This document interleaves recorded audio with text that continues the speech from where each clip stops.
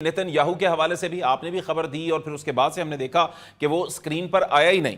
تو سر اب کیا سمجھتے ہیں کہ اگر واقعی یہ جہنم واصل ہو جاتا ہے یہ شخص، تو ایک تو ہم جتنے اس وقت صورتحال دیکھتے ہیں اس کے پیچھے جو ایک بڑا حصہ کنٹریبیوشن یا بیکنگ نظر آتی ہے وہ نیتن یاہو کی نظر آتی ہے. اس کے نہ ہونے سے اوور آل کیا سچویشن چینج ہو سکتی ہے؟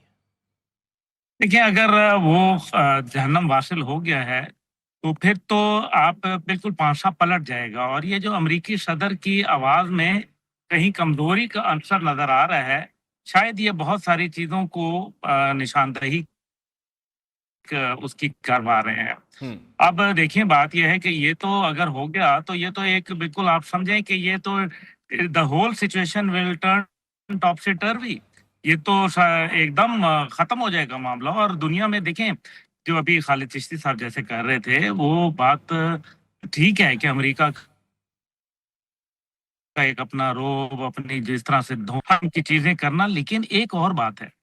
ایک گلی کا بچہ جو گنڈا ہے، اس ایک بچے نے آ کے تھپڑ مار دیا. اب اس کے بعد وہ بے شک اس بچے کی ٹانگیں توڑ دے، لیکن جو تھپڑ لگ گیا ہے نا، وہ اس کی گونج اب آپ کو کئی سالوں تک نظر آئے گی. It is the beginning of an end of an empire. ایک ایسی امپائر آپ دیکھیں، ایک سوویت امپائر آئی، کتنا عرصہ چلی اور بڑا اس نے برٹش امپائر آئی، کئی دہائیاں راج کیا. اس سے پہلے امپائر ہے کہ امریکہ افغانستان کے بعد اس کا عروج شروع ہوا، اور اس کے بعد افغانستان کے بعد اس کا زوال شروع ہو گیا ہے. آپ دیکھیں، جب افغانستان سے یہ بھاگے دم دبا کے، تو اس کے بعد دنیا کے اندر نئی شرارت بندی ہونا شروع ہو گئی، ایک نئی الائنمنٹ ہونے لگ گئی. اب یہ دنیا کے اندر ایک نئی اس کے اندر لڑائی شروع ہو جائے گی جو گولڈن اسٹیٹ کہلاتی ہے، کیلیفورنیا، جو کہ دنیا کی 7ویں بڑی اکانومی بذات خود ہے. وہ یہ کہے گی کہ ہم کیوں امریکہ وار کے لیے، جو کہ ایک نان سینس وار ہے، ہم اس کے اندر کیوں اپنا پیسہ ضائع کریں. یہ وہ تمام چیزیں ہیں جہاں ہسپینک کلچر زیادہ ہے، جہاں اسپانوی زبان بولنے والے زیادہ ہیں. اور آج یہ یاد رکھیں کہ اسپین نے اپنی راہیں جدا کر لی ہیں امریکہ کے ساتھ، اور وہاں ہسپانوی نژاد لوگ بیٹھے ہوئے ہیں. تو پھر اس کا مطلب یہ ہے کہ وہاں ٹیریٹوریل لڑائیاں شروع ہوں گی، اور یہ شروع ہوں گی. یاد رکھیے، دنیا میں ظالم جو ہوتا ہے اس کی رسی دراز ضرور ہوتی ہے، لیکن جب اس کو کھینچا جاتا ہے تو وہ اوندھے منہ گر پڑتا ہے.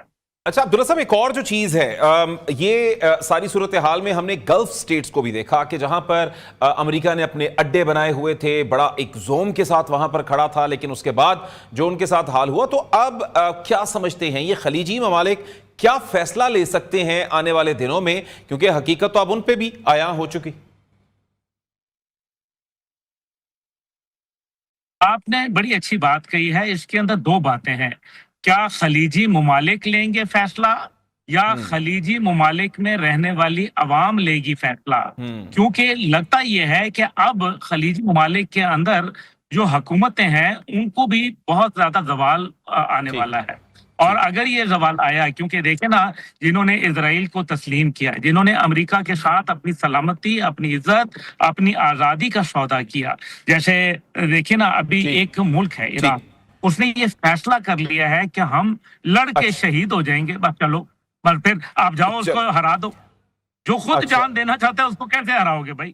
بالکل ٹھیک. اچھا سر، ایک اور جو چیز ہے، ہمیں حزب اللہ کی صورتحال بھی اب بڑی واضح ہوتی نظر آتی ہے کہ اس نے ایران کے ساتھ مل کر کندھے سے کندھا ملا کر دوسری سائیڈ سے چوٹ لگانا شروع کی ہے اسرائیل پر. تو آپ اس اسٹریٹجی کو کیا دیکھتے ہیں کہ کس طرح سے اب حزب اللہ، کیونکہ یقینی طور پر اب اسرائیل کا وہ جو ڈیفنس تھا وہ نہیں رہا، تو اب اس کا تو فائدہ تو جو ارد گرد موجود حزب اللہ موجود ہے، اور جس طرح سے وہ تمام ممالک کہ جن سے اس سے پہلے جو ہے وہ اسرائیل کی بربریت کا شکار رہے، وہ تو یوں لگتا ہے کہ اب چن چن کر بدلہ لے رہے ہیں. 7 اکتوبر 2023 کو حماس نے حملہ کیا تھا. اس حماس کو تو ابھی تک اسرائیل قابو کر نہیں پایا. یہ ملٹی جو تھرونگ پالیسی اس ٹائم پہ چل رہی ہے، جو مختلف ڈائریکشنز کے ساتھ اسرائیل پر حملہ ہو رہا ہے، یہ ایک ہم میرے خیال میں ایک بہت بڑی ایک نئی اسٹریٹجی کی طرف جا رہے ہیں. اور ایران کے جتنے بھی پراکسیز تھے، میں نے شروع میں جنگ کے یہ کہا تھا کہ ایران کے پراکسیز خطے کے اندر ایکٹیو ہو جائیں گے، جن کو انہوں نے کہا تھا کہ ہم نے ان کی پراکسیز ختم کر دی ہیں. لیکن لگتا یہ ہے کہ اب ایران کی پراکسیز زندہ ہوئی ہیں، اور وہ تمام فورسز، اچھا یہ تو چلیں صرف ایران کی بات ہے نا، اور جی حزب اللہ کی بات آپ کر رہے ہیں، لیکن اصل مسئلہ یہ ہے کہ پوری دنیا کے لوگ جو اینٹی امریکن سوچ رکھتے ہیں وہ ایران کے ساتھ آ کے کھڑے ہو گئے ہیں. آپ دیکھیں شیعہ سنی کا جو ڈیوائیڈ تھا وہ آج ختم ہو رہا ہے. بالکل. آج لوگ شیعہ سنی، جو سنی قوم جو ہے وہ اس ٹائم پہ ان کی جوبلیشن کر رہی ہے. آج آیت اللہ علی بالکل. خامنائی کی شہادت کے اوپر افسردہ ہیں. ٹھیک یہ ہو گیا. باتیں پہلے، اس کا بالکل. مطلب یہ ہے کہ وہ جیسے ہے نا کہ مسلمان کو مسلمان کر دیا یلغار مغرب نے، تو یہ جی، دیکھ لیں یہ وہ بالکل وقت آ ایسے. گیا ہے. بالکل ٹھیک ہے. اچھا ایک دفعہ پھر سے خالد چشتی صاحب سے ہمارا رابطہ ہوا ہے. خالد چشتی صاحب، سر اس سے پہلے یہی سوال میں عبداللہ صاحب سے بھی کر رہا تھا اور یہی سر آپ سے بھی کہ سر جس طرح سے آپ دیکھتے ہیں کہ یہ نتن یاہو کے حوالے سے بہت سی خبریں سامنے آتی ہیں، تو آج سے ہم نے شروع سے جب سے ہمیں ویڈیوز نظر آنا شروع ہوئی نتن یاہو کی، وہ 1990 کی دہائی یا شاید اس سے بھی پہلے کی تھی، کہ اسی نے یوں لگتا ہے کہ یہ سب فساد کریٹ کر کے رکھا ہوا تھا. اگر وہی ایلیمنیٹ ہو جاتا ہے اس ساری صورتحال میں تو کیا فرق پڑے گا اوور آل سچویشن؟ دیکھیے کیانی صاحب، بہت فرق پڑتا ہے کیونکہ لیڈر پہ ڈیپینڈنٹ ہوتا ہے کہ وہ ایک قوم کو کس طرف ڈائیورٹ کرتا ہے. کیونکہ لیڈر ایک ڈائریکشن دیتا ہے، ایک ہوپ دیتا ہے، پازیٹیو اور نیگیٹو. اور آبویسلی جیسے میں نے کہا کہ ایک بانڈیج بھی ہوتی ہے. آیت اللہ خامنائی کا رول دیکھ لیں ایران کی شکل میں، کہاں وہ اپنی ملٹری کو، اپنے لوگوں کو کہاں چھوڑ کر گئے، اور وہ ریزسٹنس ان کے جانے کے بعد بھی کس طرح قائم ہے. جی بہت شکریہ کیانی صاحب، آپ نے انوائٹ کیا. دیکھیے یہ جو جنگ ہوتی ہے اس میں کہتے ہیں کہ پہلی کیجویلٹی جو ہے وہ سچ ہوتی ہے. یعنی کہ سب سے پہلے تو سچ ایلیمنیٹ ہو جاتا ہے جنگ سے، کیونکہ وار دو کنفلکٹنگ رائے یا اوپینین ہوتی ہیں تو ظاہر ہے وہ فورس کے ذریعے دونوں ملک یا اس سے زیادہ ملک جو اکٹھے ہوتے ہیں وہ اپنا فیصلہ دوسرے پر ثبت کرنا چاہتے ہیں، جس کی وجہ سے دونوں کی اپنی اپنی پرسیپشن ہوتی ہے. اور آپ نے بالکل ٹھیک کہا، جب آپ سوشل میڈیا یا اس طرح کھولتے ہیں تو آپ کو اندازہ نہیں ہو پاتا کہ کیا ہو رہا ہے. دیکھنا یہ ہے کہ جو وار کے آبجیکٹیوز دونوں ملکوں کے تھے وہ بہتر کون سسٹین کر پا رہا ہے یا اچیو کر پا رہا ہے. امریکن پریزیڈنٹ نے جنگ شروع ہونے سے پہلے 2 مہینے پہلے جتنی تقریریں کی تھی انہوں نے یہ شو کیا تھا کہ میری ملٹری انوینسیبل ہے، میری ملٹری کو شکست نہیں دی جا سکتی، میری ونریبل نہیں ہے میری فوج، اور دنیا کی سب سے اچھی فوج ہے. دوسری طرف ایران کے کسی سٹیج پہ دنیا کی سب سے اچھی فوج اس لیے نہیں تھی کہ ان کے پاس 47 سالوں سے سینکشن لگی ہوئی ہیں، دنیا میں تیسرے نمبر پر تیل ہونے کے باوجود ان کی اکانومی نہیں تھی، ملٹری ایڈ یا ہارڈ ویئر یا فائٹر جیٹس کوئی دے نہیں رہا تھا ایران کو. تو ان کی ملٹری میں اس پوائنٹ آف ویو سے کہوں گا کہ امریکہ کے ساتھ کوئی مقابلہ نہیں تھا. پھر امریکہ کو اسرائیل بیک کرنا شروع ہوا تو ظاہر ہے جب جنگ میں ہوا تو one of the best technology دونوں ملکوں کے پاس ہے. اب اتنا زیادہ ملٹری مائٹ ہونے کے بعد میرا ماننا اور سب کا ماننا یہ تھا، جس طرح پریزیڈنٹ ٹرمپ کہہ رہے ہیں، تو ٹیکنیکلی تو ان کو چند گھنٹے یا چند دن میں اپنے ٹارگٹس تک پہنچ جانا چاہیے تھا. لیکن مسئلہ یہ ہے کہ امریکہ کو ٹارگٹس ہی نہیں کلیئر. ٹارگٹ یا تو رجیم چینج کبھی ہوتا ہے، کبھی ایئر فورس کو اور نیوی کو ایلیمنیٹ کرنا ہوتا ہے، کبھی نیوکلیئر انسٹالیشن اور انریچمنٹ پروگرام کو ختم کرنا ہوتا ہے، کبھی کہتے ہیں ہم فٹ آن گراؤنڈ کرنے لگے ہیں، کبھی وہ کہتے ہیں ہم نہیں کر رہے، کردش کریں گے فٹ آن گراؤنڈ. تو lack of clarity itself سب کچھ کہہ رہی ہے کہ ان کو خود پتہ نہیں تھا کہ انہوں نے ٹیک ہوم آبجیکٹو کیا ہے ان کا.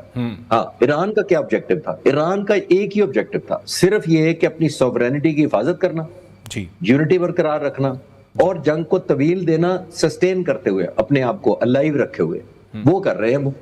تو 2 اور 2 4 کرنے کی تو اس میں گنجائش نہیں بنتی. بٹ یہ ضرور دیکھ سکتے ہیں ہم کہ کون اپنے وار آبجیکٹیوز کے نسبتاً قریب ہے. امریکہ مجھے 12ویں 13ویں دن نہیں لگ رہا کہ وار آبجیکٹیو کے قریب ہے، کیونکہ آبجیکٹیو میں ان کی کلیئرٹی نہیں ہے. اسٹیٹ آف ہارموز انہوں نے تیسرے دن کہا کہ اسٹیٹ آف ہارموز بند ہی نہیں ہوگی، ہم ایران کا یہ کر دیں گے وہ کر دیں گے اور ہمارا کنٹرول ہوگا اسٹیٹ آف ہارموز کو. آج 12-13 دن ہو گئے ہیں. میں امریکی نیوی کا اتنی مائٹی فلیٹ ہونے کے باوجود ان کا میں نہیں کنٹرول دیکھ رہا سمندر کے اوپر، جو خاص طور پر اسٹیٹ آف ہارموز کے اوپر. ایران اپنی مرضی سے ٹارگٹ کر رہا ہے شپنگ لائنز کو اور ان کو ایک میسج دے رہا ہے کہ جو آئے گا میری مرضی کے خلاف اس کو نشانہ بننا پڑے گا.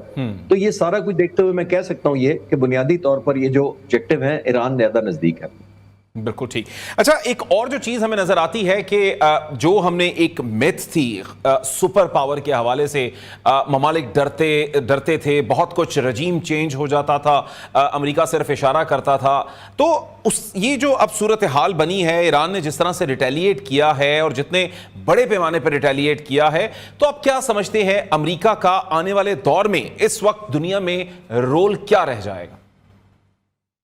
देखिए, मैंने तो जंग के दूसरे तीसरे दिन से ये कहना शुरू किया, जिस तरह मैंने ऑनस्लॉट देखी अमेरिका की और फिर मैंने ये देखा कि ऑब्जेक्टिव नहीं अचीव कर पा रहे और ईरान की रजीम चेंज वो सो कॉल्ड नहीं कर पाया अपनी मर्जी के मुताबिक, तो मैंने उसी दिन कहा था कि ईरान तो अपनी पोजीशन सस्टेन कर रहा है, लेकिन अनफॉर्चुनेटली फॉर अमेरिका के जो ऑब्जेक्टिव है उनके पॉइंट ऑफ व्यू से अनफॉर्चुनेटली मैं कह रहा हूँ वो ऑब्जेक्टिव अचीव नहीं कर पा रहा था। मैंने उसी वक्त कहा था ये जंग जिस तरफ भी गई, अमेरिका नहीं रहेगा जो जंग शुरू होने से पहले था, और इजराइल वो नहीं रहेगा वो इजराइल जो जंग शुरू होने से पहले था, क्योंकि अपनी मिथ और जोम और रोब और दबदबा जो उन्होंने मेंटेन किया हुआ था वो फिजल आउट हो गया। ठीक।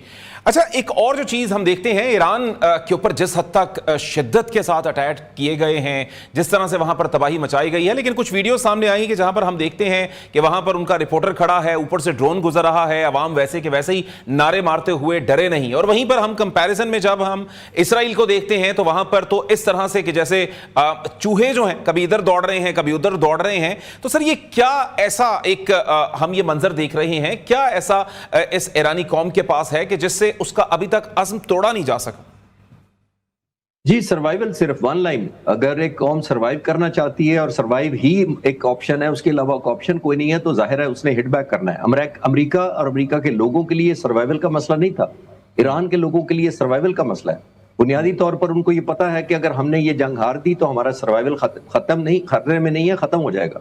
तो जाहिर है जब सर्वाइवल किसी चीज का भी, जानवरों का भी खतरे में होता है तो वो भी हिट बैक करते हैं और पूरा पंच बैक करते हैं, और वही ईरान कर रहा है क्योंकि उनको अंदाजा है कि जब तक उनके साथ ये रिजॉल्व है और एक डिटर्मिनेशन है, उनकी एक रेलेवेंस रहेगी।